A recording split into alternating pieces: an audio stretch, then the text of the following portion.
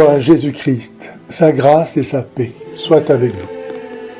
Je préviens tout de suite que je n'ai rien contre le père Zanouti Zorkin, mais je ne peux pas ne pas dénoncer son enseignement sur le salut des suicidés, comme je l'ai déjà fait sur celui des non-catholiques. Que penser du suicide et que deviennent ceux qui ont mis fin à leur jour? L'affaire est mal partie, car cette question contient un piège, du fait qu'elle généralise le sort des suicidés.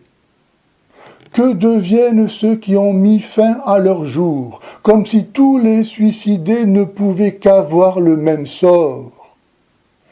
Or, même s'il est vrai que nous contribuons tous et chacun au salut ou à la perte de notre prochain, ce sur quoi nous serons jugés, le salut est une affaire éminemment personnelle, comme l'enseigne Jésus dans la parabole des vierges sensées et des vierges insensées, ou dans la prophétie de son retour.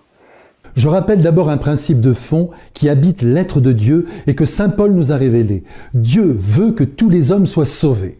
C'est clair, c'est net. C'est la volonté de Dieu, c'est son but, c'est sa joie, c'est son désir le plus ardent, tout simplement parce qu'il est le Père de tous les hommes et que sa peine est immense si l'un d'entre eux venait à lui échapper. Ça, c'est vrai. Mais cela ne veut pas dire que pour autant tous les hommes seront sauvés, car Dieu veut que nous voulions notre salut et fassions ce qu'il faut pour le recevoir.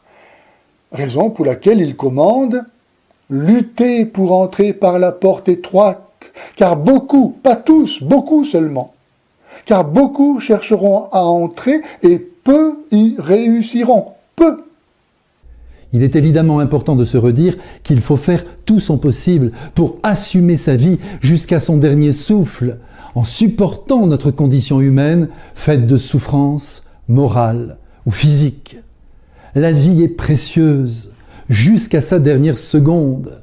Oui, la vie est précieuse jusqu'à la dernière seconde, car elle est en soi non seulement un cadeau aussi merveilleux qu'immérité, que nous ne pourrons jamais rendre à nos parents, mais elle est aussi l'occasion qui nous est donnée de nous en montrer dignes, de dire à Dieu, à qui nous devons tout ce que nous avons de bon, que nous l'aimons, lui qui nous a créés par pur amour, afin que nous partagions un jour, si nous le voulons, son propre bonheur dans l'éternité. Nous jouirons alors de Dieu en proportion de ce que nous aurons appris à le connaître et à l'aimer ici-bas.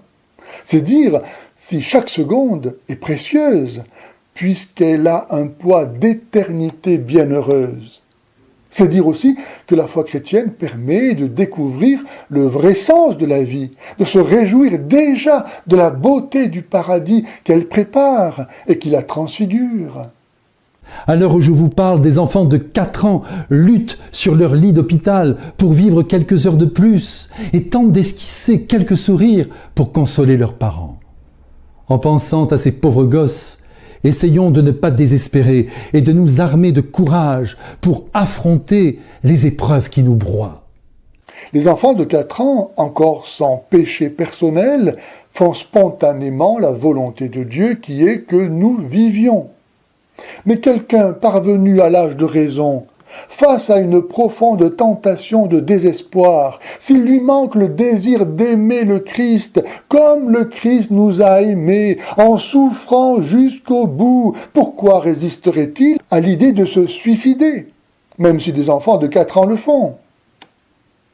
Il y a mieux que la lutte de tels enfants pour motiver la résistance à la tentation de suicide. Il y a la pensée que le suicide ne met pas fin aux souffrances, mais les empirera sans commune mesure et les rendra éternelles. Aussi vrai qu'il n'y a pas rien après la mort, et que la mort ne fait pas que mettre fin à cette vie, mais ouvre à celle de l'éternité. Je peux prouver l'efficacité de cette méthode. Il y a quelques années, j'ai précisément fait une vidéo sur le thème du suicide, que j'ai intitulée « La solution du suicide », dans laquelle je dis que le suicide est une trappe qui donne tout droit sur l'enfer. Eh bien, deux personnes, indépendamment l'une de l'autre, sont venues me trouver pour me remercier d'avoir fait cette vidéo, car, m'ont-elles dit, si elles ne l'avaient pas visionnée, elles se seraient suicidées. Aujourd'hui, nous avons aussi une connaissance plus approfondie des dérèglements que le psychisme peut connaître. De nombreuses personnes sont habitées, malgré elles, par des idées suicidaires qui les conduisent parfois à passer à l'acte. Il est vrai que certaines pathologies sont suicidaires et il faut ici dénoncer l'usage d'antidépresseurs dont l'un des effets secondaires est justement et paradoxalement de mener au suicide. Le site de l'assurance maladie, amélie.fr, affirme, je cite, que la personne confrontée à ce moment de grande souffrance qu'est l'envie du suicide ne trouve pas en elle les ressources suffisantes pour le surmonter. Voilà, qui souligne l'importance de notre responsabilité de vivre en relation avec le vrai Dieu, ennemi de la mort, pour disposer de si précieuses ressources de son aide qui ne manque jamais à qui lui fait vraiment confiance. En effet, comme l'enseigne saint Paul, aucune tentation ne survient qui surpasse la mesure humaine, car Dieu est fidèle, il ne permettra pas que vous soyez tentés au-delà de vos forces, mais avec la tentation, il vous donnera et le moyen d'en sortir et la force de la supporter. C'est dire qu'il n'y a pas de déterminisme absolu, pas de fatalisme au péché. Vous comprendrez alors qu'aucun jugement ne doit jaillir de nos lèvres. S'il ne nous appartient pas de juger les personnes, il nous appartient de juger les actes. Et en tant que prêtre, de rappeler, en l'occurrence, que le suicide est un péché mortel, qui damne donc ceux qui choisissent de le commettre. Aussi vrai que le catéchisme de l'Église enseigne que le suicide est contraire à l'amour du Dieu vivant, maître de notre vie, contraire au juste amour de soi, contraire à l'amour du prochain avec qui il brise injustement les devoirs de solidarité familiale, nationale et humaine. Normalement, l'instinct de vie est si fort en nous que nous repoussons la mort. Qui la cherche est donc comme anesthésié par le poids de la souffrance qui l'étreint. Et il nous revient d'entourer ces personnes de tout notre amour. Certes, il y a des cas où la conscience est anesthésiée, mais de même qu'un homme complètement saoul n'est pas responsable du mal qu'il fait, mais l'est de s'être enivré, raison pour laquelle saint Paul dit que les ivrognes n'hériteront pas du royaume des cieux. De même, il revient à chacun, quel que soit cet art, de sauvegarder sa liberté intérieure sans laquelle il n'est pas possible de voir le Seigneur.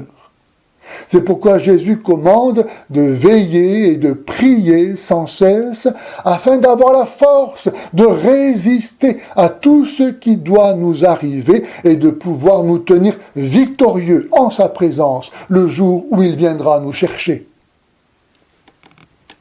Vous savez, dans les années 80, où le sida faisait rage, en Inde comme partout, les malades dans ce pays se suicidaient par dizaines. On peut voir en cette histoire un nouvel exemple de l'importance de ce en quoi nous croyons. En effet, en Inde, prévaut encore la croyance en la réincarnation.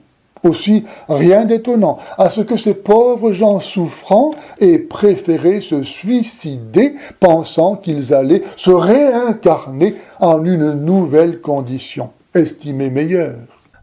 Lorsque Mère Teresa a commencé à les accueillir et à leur donner son amour, plus personne, vous m'entendez, plus personne ne voulait mourir. C'est l'amour qui est le meilleur remède pour faire aimer et espérer dans la vie, même si elle tient à un fil. Eh oui, les chrétiens ont ce grave devoir de communiquer la bonne nouvelle du Christ, victorieux du péché, de la haine et de la mort, raison pour laquelle Jésus les nomme la lumière du monde, le sel de la terre. En sorte que tous puissent dire avec saint Paul « Je peux tout en celui qui me donne la force ». C'est tout autre chose que de laisser les gens dans la fatalité de leur misère pour excuser leurs péchés.